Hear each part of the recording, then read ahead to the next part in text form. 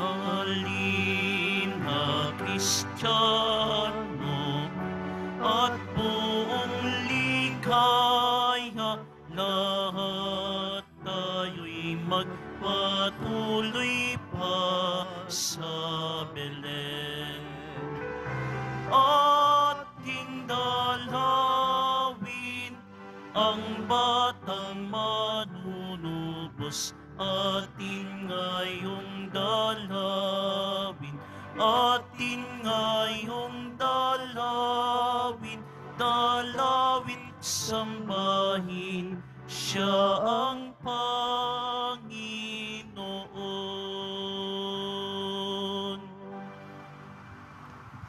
Sa ngalan ng Ama at ng Anak at ng Espiritu Santo, Amen. ang pagpapala ng ating Panginoong Jesucristo, ang pag-ibig ng Diyos Ama, at ang may pagkaisa ng Espiritu Santo naway sumainyong lahat. At sumayo rin. Pagkatapos ng pagpapakita ng ating Panginoon ng Epipanya, isama po natin sa misang ito ang mga intensyon na naitala para sa misang ito dito sa Quiapo Church.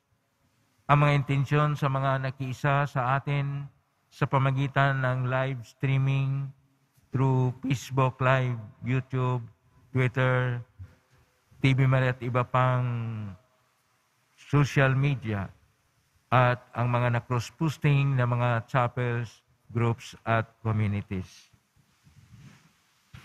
Mga kapatid,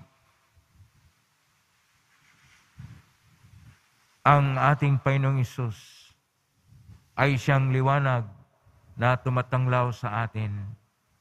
Ang kanyang pangalan ay kabanal-banalang pangalan sa ating pagliligtas. Kung tayo ay naglalakad sa liwanag at tayo'y nagmamahal sa kabanal-banalang pangalan ni Hesus, tayo ay mapabilang sa kanyang paghahari. Ngunit kung tayo ay dahil sa ating kahinaan at nagkasala, pagsisihan po natin ang ating mga kasalanan at dumulog tayo sa maing Panginoong nagpapatawad ng lubos. Sinugong tagapagpagaling sa mga nagsisisi, Panginoon, kaawaan mo kami. Panginoon, kaawaan mo kami. Dumating na tagapag-anyayang mga makasalanan ay magsisi, Kristo, kaawaan mo kami. Kristo, kaawaan mo kami. Nakaluklok ka sa kanan ng Diyos Ama para ipamagitan kami. Panginoon, kaawaan mo kami. Panginoon, kaawaan mo kami. Kaawaan tayo makapangyarihang Diyos. Patawarin tayo sa ating mga kasalanan at patnubayan tayo sa buhay na walang hanggan. Amen. Manalangin tayo. Ama naming makapangyarihan, silaya nawa ng iyong dakilang pag-ibig ang aming kalooban, upang kami ay makabagtas sa dilim ng daigdig at makasapit sa liwanag sa iyong piling. Sa pamagitan ni Jesucristo, kasama ng Espiritu Santo, magpa sa walang hanggan. Amen. Pagbasa mula sa unang sulat ni Apostol San Juan. Minamahal kong mga kapatid, tinatanggap natin ang anumang ating hingin sa Diyos, sapagkat sinusunod natin ang kanyang mga utos at ginagawa ang nakalulugod sa kanya. Ito ang kanyang utos. Manalig tayo sa kanyang anak na si Hesukristo at mag-ibigan gaya ng iniuutos ni Kristo sa atin. Ang sumusunod sa mga utos ng Diyos ay nananatili sa Diyos at nananatili naman sa Kanya ang Diyos. At sa pamamagitan ng Espiritong ipinagkaloob niya sa atin, ay nalalaman nating nananatili siya sa atin. Mga minamahal, huwag ninyong paniwalaan agad ang bawat nagsasabing sumasa kanila ang Espiritu, Sa halip ay subukin ninyo upang malaman kung mula sa Diyos ang Espiritong sumasa kanila, sapagkat marami ng bulaang propeta ang lumitaw sa sanlibutan. Ito ang pagkakakilanlan kung sino ang kinaroroonan ng Espiritu ng Diyos. Ang nagpapahayag na si Jesucristo ay naging tao ay siyang kinaroroonan ng Espiritong mula sa Diyos. Subalit ang hindi nagpapahayag ng gayon tungkol kay Jesus ay hindi kinaroroonan ng Espiritong mula sa Diyos. Ang Espiritu ng Antikristo ang nasa Kanya. Nasabi na sa inyong ito'y darating, at ngayon nga'y nasa sanlibutan. Mga anak, kayo'y sa Diyos at pinagtagumpayan ninyo ang mga bulaang propeta, sapagkat ang Espiritong nasa inyo ay makapangyarihan kaysa Espiritong nasa mga makasanlibutan. Sila'y sa sanlibutan, kaya't mula sa sanlibutan ang ituturo nila, at nakikinig sa kanila ang sanlibutan. Ngunit tayo'y sa Diyos. Ang sinumang kumikilala sa Diyos ay nakikinig sa atin.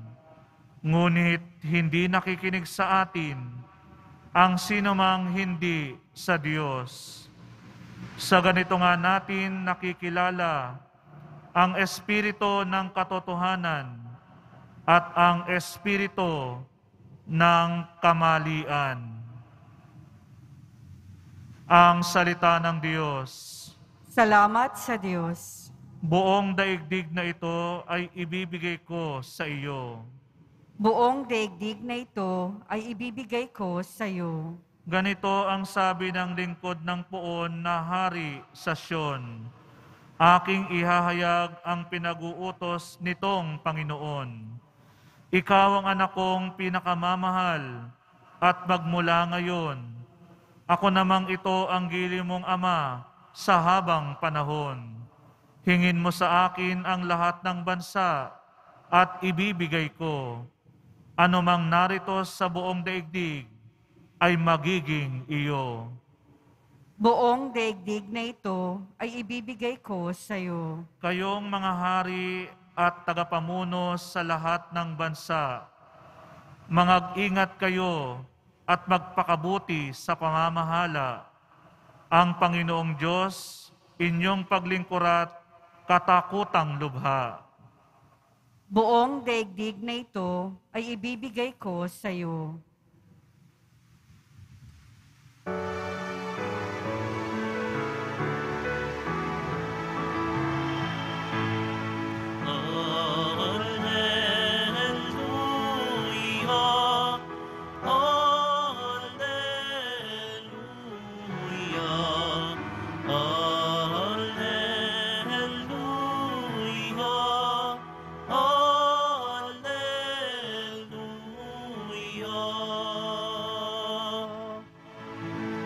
Ipinangaral ni Jesus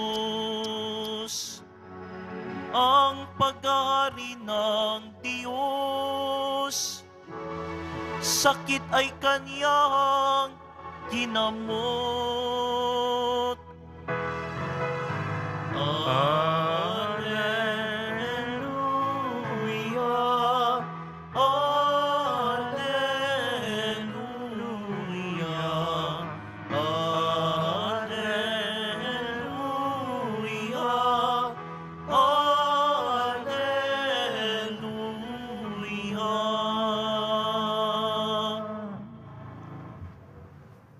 Sumainyo ang Panginoon. At sumayo rin. Ang mabuting balita ng Panginoon ayon kay San Mateo. Papuri sa iyo, Panginoon. Noong panahong yon, nabalitaan ni Jesus na binalanggo si Juan kahit bumalik siya sa Galilea. Ngunit Hindi na siya sa Nazareth naninirahan, kundi sa Capernaum. Ang bayang ito'y nasa baybayin ng lawa ng Galilea, sa mga hangganan ng Zebulon at Naphtali. Sa gayoy, natupad ang sinabi ni Propeta Isaias. Ang lupain ng Zabulon at lupain ng Naphtali, daanan sa gawing dagat sa ibayo ng Hordan, Galilea ng mga Hintel. Itong bayang nag-apuhap sa gitna ng kadiliman, sa wakas ay nakakita ng maniningning niyang ilaw. Liwanag na taglay nito'y siya ngayong tumatanglaw sa lahat ng nalugami sa lilim ng kamatayan. Magmula noon ay nangaral na si Jesus at ang sabi niya, pagsisihan ninyo't talikdan ang inyong mga kasalanan, sapagkat malapit nang maghari ang Diyos. Nilibot ni Jesus ang buong Galilea, nagtuturo sa mga sinagoga at ipinangaral ang mabuting balita tungkol sa paghahari ng Diyos. Pinagaling din niya ang mga tao sa kanilang mga sakit at karamdaman. Siya ay nabantog sa buong Syria, kaya't dinadala sa kanya ang lahat ng may sakit at mga pinahihirapan ng iba't ibang karamdaman, mga inaalihan na mga demonyo, mga himatayin, mga paralitiko. Silang lahat ay kanyang pinagaling. At sinundan siya ng napakaraming tao, buhat sa Galilea, Decapolis, Jerusalem, Judea, at maging sa ibayo ng Hordan. Ang mabuting balita ng Panginoon. Pinupuri ka namin, Panginoong Hesukristo. Magandang araw po mga kapatid ko ni Kristo. Ngayon, gaya kahapon na napahayag ang ating Panginoon na siya yung liwanag, ngayon din napahayag na ang liwanag na ito magniningning sa buong buong lupain na kung saan tinatanggap ang ating Panginoon. Sa ating unang pagbasa ay ipinapakita ang dalawang kapangyarihan sa mundo, ang kadiliman at ang liwanag. Ang kadiliman o karimlan ay nagsimbolo ng hindi pagtanggap sa Mesiyas. Ang Mesiyas na salita ng Diyos na nagkatawang tao, na ating pong Jesus Nazareno. At dahil dito, sila'y nasa karimlan, sila'y nasa kadiliman. Samantala, ang mga tumatanggap na ang ating Panginoon, salita ng Diyos na Ama na nagkatawang tao, at ang ating Panginoong Jesus Nazareno ay namumuhay sa liwanag, at dahil dito, sila ay napabilang sa mga hinirang ng Diyos. At ayon pa sa ating unang pagbasa na mula sa unang sulat ni San Juan, Kabanata 3, talata 22 hanggang Kabanata 4, talata 6. Ang mga tumatanggap na ang ating Panginoong Hesus ay siyang tunay na Mesiyas na darating. Siya ay mamumuhay sa liwanag. Ngunit ang mga hindi tumatanggap, ang hindi naniniwala at nananalig sa salita na nagkatawang tao sa ating Panginoong Hesus, sila'y napabilang sa mga nasa kadiliman o nasa karimlan. sapagkat ang ating Panginoon ay siyang liwanag sa mundo at dahil dito, hindi tinatanggap sa mga taong nasa karimlan. Binabalot man ng karimlan ang mundo dahil ang kapangyarihan ng mundo ay nasakop na sa kapangyarihan ng karimlan o kadiliman. Ngunit ito'y nagapi na at nagapo sa pamagitan ng ating Panginoong Hesukristo at lahat ng mga tumatanggap sa Kanya ay nabubuhay sa liwanag ng Diyos. Kaya sa ating Salmo 2, sinasabi, buong daigdig na ito ay ibibigay sa ating Panginoon sapagkat inihahayag ng Panginoon na ang pinakamamahal na anak, ginigiliw na anak, ay siyang tunay na ibibigay para sa ikaliligtas, para sa paghahari ng Diyos sa buong mundo. Upang maghahari ang Diyos sa buong mundo, ipinangaral ng Panginoong Hesus ang paghahari nito sa ating Ebanghelyo ni San Mateo, Kabanata 4, talata 12 hanggang 25, na Kanya pong ginagamot ang lahat ng uri ng sakit at pagkakaalipin sa kadiliman ang mga tao. Kaya natupad yung hula ni Propeta Isaias na ang lupain ng Zebulon at lupain ng Naphtali na daanan gawin ng dagat na ibayo ng Jordan at o tinatawag na Galilean, mga Hintel, na noon ay nasa gitna ng kadiliman, ay nakakita na ng maningning na ilaw ng Mesiyas na ating Panginoong Hesus. Lahat tayo ay nabubuhay sa liwanag ng Diyos. Ano po ang sinasabing liwanag ng Diyos? Una sa lahat, ang liwanag ng Diyos ay ang Kanyang pagiging Diyos na Siya ang naglikha sa lahat, Siya ay gumagawa ng lahat, Siya ay tumutubos sa lahat ng mga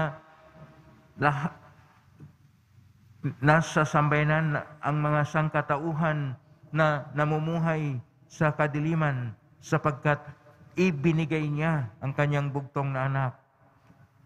Iniregalo niya ang Kanyang bugtong na anak upang tayo ay mabigyan ng liwanag ng panibagong buhay. Upang tayo ay mamumuhay hindi sa karimlan ng pang-aapi, hindi sa karimlan ng pagsasamantala at pangungurakot, hindi sa karimlan ng mapang-api at kawalan ng pagrespeto sa karapatan ng bawat isa, hindi sa karimlan ng makasarili na pagtingin, bagkus mabuhay na tayo sa liwanag ng pag-ibig ng Diyos. Mabuhay na tayo sa liwanag ng katotohanan ng Diyos. Mabubuhay na tayo sa liwanag ng pakipagkapwa-tao at pagkakaroon ng habag, malasakit, awa, at pagtanggap sa kapwa. Paano po natin ito isabuhay sa ating buhay? Una, atin pong pagnilay-nilayan at sundan ang tinuturo ng ating Panginoon. Siya ay nagtuturo, una sa lahat, na ibigin ang Diyos higit sa lahat at ang kapwa-tao gaya ng pag-ibig sa sarili. Pangalawa, na ang Kanyang kabanal-banalan na pangalan, Yehoshua, Jesus sa ating salita. Yehoshua na orihinal niyang pangalan na mula sa salitang Yahweh na maging dugtungan ng Usua, nagliligtas, na kung tayo ay tatanggap ng kanyang pangalan, ay tayo ay nasa buhay ng liwanag. Kaya ang pagtanggap ng kanyang pangalan. Pangatlo, na tayo ay magkaroon ng pag-asa. Pag-asa na nababatay hindi sa mga makatao o makasarili na mga istruktura at mga hadikain, bagkus ayon sa plano at kalooban ng Diyos. Pang-apat, na tayo ay handang isabuhay ang tunay na esensya ng Ebanghelyo ng Panginoon, na siyang una sa lahat ang pagpapairal ng kabutihan, ang kapayapaan, ang katarungan, at ang katotohanan. Kung ito'y ating ginagawa, ang kabanal-banalang pangalan ng Diyos ay ating binibigyan ng tunay na paggalang, at ang kabanal-banalang pangalan ng Panginoong Hesukristo ay siyang tunay na gabay, ay siyang tunay na liwanag sa bawat buhay natin.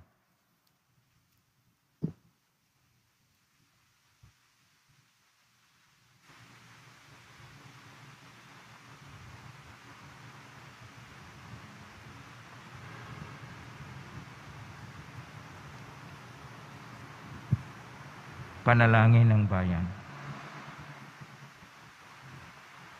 Minamahal kong mga kapatid, lumapit tayo ngayon sa Ama na tumupad sa kanyang pangako nang isugo niya sa atin ang kanyang anak upang ihatid ang kaharian ng Diyos dito sa lupa. Atin pong itutugon, Ama ng liwanag, sumikat ka sa amin. Ama ng liwanag, sumikat ka sa amin. Ang Santo Papa, mga obispo at mga kaparian, naway maipahayag sa kanilang salita at gawa ang presensya ng kaharian ng Diyos. Manalangin tayo. Ama ng liwanag, sumikat ka sa amin. Ang mga pinuno ng pamahalaan, naway magbigay ng liwanag sa mga taong nabubuhay sa dilim, sa pamamagitan ng kanilang tapat na paglilingkod sa mga ito. Manalangin tayo. Ama ng liwanag, sumikat ka sa amin. Atin nawang tanggapin ang presensya ng Diyos sa ating piling, sa pamamagitan ng pagmamahalan at pagpapatawad sa isa't isa. Manalangin tayo. Ama ng liwanag, sumikat ka sa amin. Ang mensahe ng pag-ibig ng Diyos naway patuloy na maramdaman sa buhay ng mga dukha at may sakit sa kabila ng mga paghihirap na kanilang dinaranas. Manalangin tayo. Ama ng liwanag, sumikat ka sa amin. Ang mga tapat sa Panginoon na yumao na ay makatagpo nawa ng walang hanggang kapahingahan. Manalangin tayo. Ama ng liwanag, sumikat ka sa amin. Sa tahimik idulog natin sa Panginoon ang ating mga sariling kahilingan. Diyos na aming Ama, ang pagdating ng anak ay nagbigay sa amin ng liwanag at pag-asa. Gawin mo kaming mga kasangkapan upang ang liwanag na iyon ay sumikat din sa iba sa pamagitan ng aming mga salita at gawa. Hiling namin ito sa pamagitan ni Kristong aming Panginoon. Amen.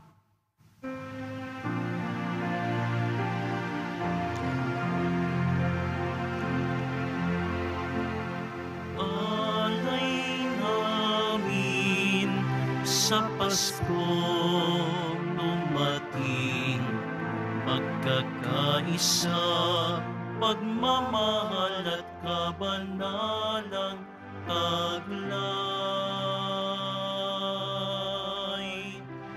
Dalangin namin manatiling kami tapat sa pag-ibig ibigay mo sa amin. Manalangin kayo kapatid upang paghain natin ay kalugdan ng Diyos Amang makapangyarihan.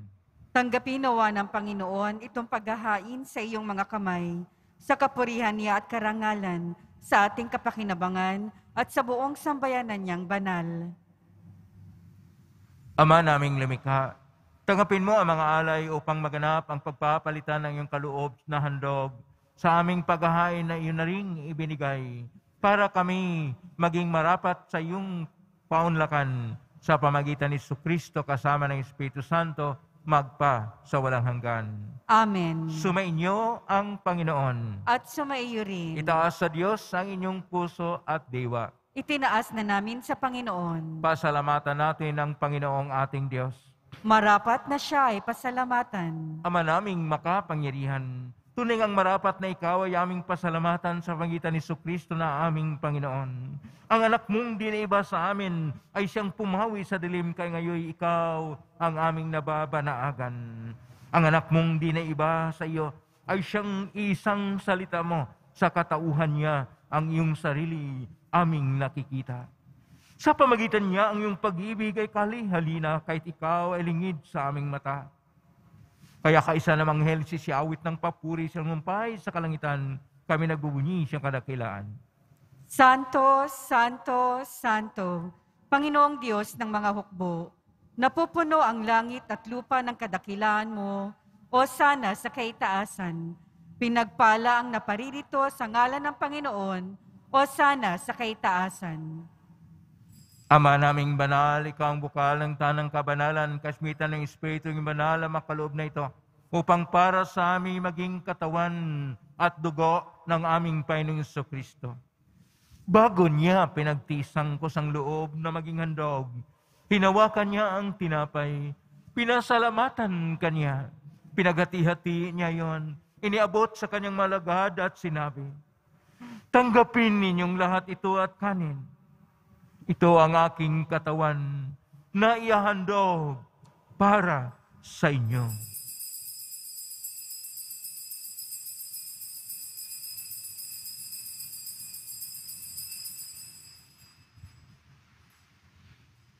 Gaya naman nung matapos ang hapunan, hinawakan niya ang kalis, muli kanyang pinasalamatan.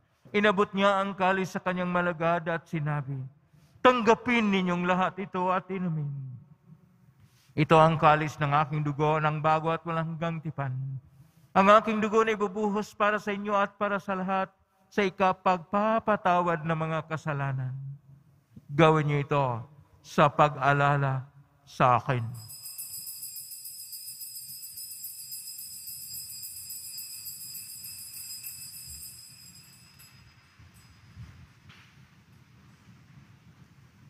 Ang misteryo ng pananampalataya. Si Kristo'y namatay, si Kristo'y nabuhay, si Kristo'y babalik sa wakas ng panahon. Ama, ginagawa namin ngayon ang pag-alala sa pagkamatay at muling pagkabuhay ng anak. Kaya't iniaalala namin sa iyo ang tinapay na nagbibigay buhay at ang kalis na nagkakaloob ng kaligtasan. Kami nagpapasalamat dahil kami minarapat na tumayo sa harap mo para maglingkod sa iyo. Isinisamo namin kaming magsasalo-salo sa katawan at dugo ni Kristo ay mabuklod sa pagkaisa sa pamagitan ng Espiritu Santo. Ama, lingapin mong simbahang laganap sa buong daigdig. Pususin mo kami sa pag-ibig kaisa ni Francisco na aming Papa at ni Jose na aming Obispo at ng Tanang Kaparian. Alalahanin mo rin mga kapatid naming naimlay, may pag-asang sila'y muling mabuhay, gayon din ang lahat ng mga pumanaw. Kaawaan mo sila at patuloyin sa iyong kaliwanagan. Kawan mo napatin kaming lahat na makasalo siyang buhay na walang wakas. Kaysa na Malabirhin Maria na ina ng Diyos, ng kabiyak ng puso niyang San Jose. Kaysa ng mga apostol, ni San Juan Bautista, ni San Roque, ni San Lorenzo Ruiz de Manila, ni San Pedro Calungsod, at ng lahat ng mga banal na namuhay dito sa daigdig ng kalugod-lugod sa iyo. May pagdiwang nawa namin ang pupuri sa karangal mo sa pamagitan ng anak na aming Panginoong Hesukristo. sa pamamagitan ni Kristo, kasama niya at sa Kanya, ang lahat ng parangal at papuri ay sa iyo, Diyos Amang makapangyarihan, kasama ng Espiritu Santo, magpasawalang hanggan. Amen, amen,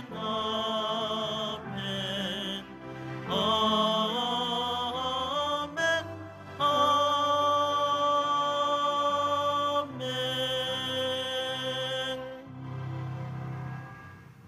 Sa tagubilin na galing na utos sa turo ni Jesus na Panginoon natin at Diyos, ipahayag natin ang lakas loob. Ama namin, sumasalangit ka, sambahin ang ngalan mo, mapasa amin ang kaharian mo, sundin ang loob mo dito sa lupa para nang sa langit.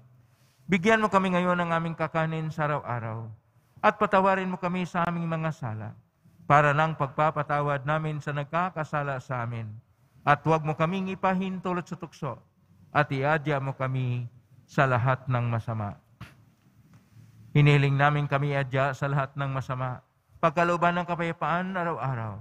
Iligtas sa kasalanan at ilay sa lahat ng kapahamakan, samantalang aming pinanabikan ang dakilang araw ng pagpapahayag ng tagapagligtas naming si Jesucristo. Sapagkat iyo ang kaharian at ang kapangyarihan at ang kapurihan magpakailanman. Amen. Panginoong Jesucristo, sinabi mo si mga apostol, kapayapaan ang iniiwan ko sa inyo, ang aking kapayapaan ay binibigay ko sa inyo. Tunghayan mo ang aming panampalataya at huwag ang aming pagkakasala. Pagkalooban mo kami ng kapayapaan at pagkakaisa ayon sa iyong kalooban, kasama ng Espiritu Santo magpa sa walang hanggan. Amen. Ang kapayapaan ng Panginoon ay laging sumainyo.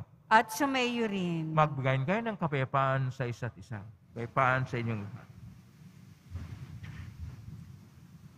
Kordero ng Diyos na nag-aalis ng mga kasalanan ng sanlibutan, maawa ka sa amin. Kordero ng Diyos na nag-aalis ng mga kasalanan ng sanlibutan, maawa ka sa amin. Kordero ng Diyos na nag-aalis ng mga kasalanan ng sanlibutan, ipagkaloob mo sa amin ang kapayapaan. Ito ang kordero ng Diyos. Ito ang nag-aalis na makasalanan ng sanlibutan. Mapalad ang mga inanyayahan sa piging ng kordero. Panginoon, hindi ako karapat-dapat na magpatuloy sa iyo, ngunit sa isang salita mo lamang ay gagaling na ako. Katawan ni Kristo. Amen.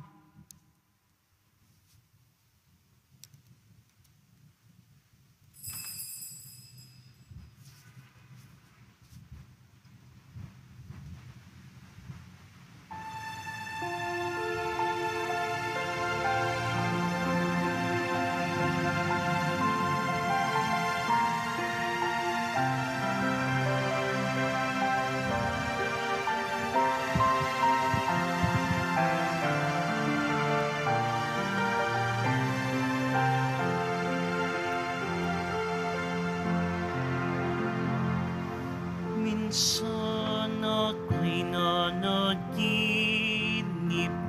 Paskong gabi noon. Ako raw ay isang anghel na tumitingin sa lupa. Gloria in excelsis Deo. Gloria in excelsis Deo. Ako raw ay nakakita ng talang marikit na nagsasabog ng ningning sa isang dampa sa bukid. Gloria in excelsis Deum. Gloria in excelsis Deum.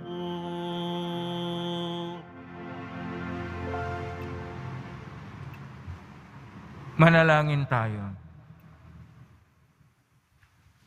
Ama naming mapagmahal, kaming iyong pinapagsalo sa banal na pakikinabang ay patatagin mong ganap sa aming pamumuhay araw-araw sa pamagitan ni Jesucristo kasama ng Espiritu Santo magpa sa walang hanggan. Amen. Sumainyo ang Panginoon. At sumayo rin. Mahal na pong Isus Nazareno, inihayag mo sa pamagitan ng cross ang walang malayo na pag-ibig ng Diyos sa sangkatauhan. Pakinggan mo ang kahilingan ng na nagsusumamo sa iyo. Makamtanam nila ang iyong katugunan at tanggapin ang kasagutan na may utang na loob na tinatanaw. Basbasan di po ninyo ang mga mga imahin at dasalan. Sa pamagitan ng benisyon ito, naway maaalala nila ang pangako nalan sa binyag na ikaw ay kanilang ibigin at paglalingkuran bilang Panginoon magpa sa walang hanggan. Amen. Pagpalain kayo na makapangyarihang Diyos, Ama at Anak at Espiritu Santo. Amen. Bumay kang taglayang kapayapaan, pag-ibig at pag-asa ng Pong Isus Nazareno. Salamat sa Diyos. Magandang umaga po sa inyong lahat.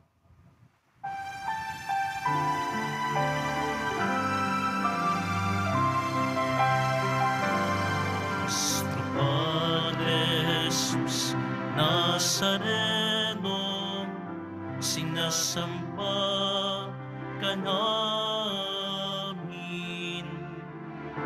pinipinto ka namin, aral mo ang aming buhay at kaligtasan.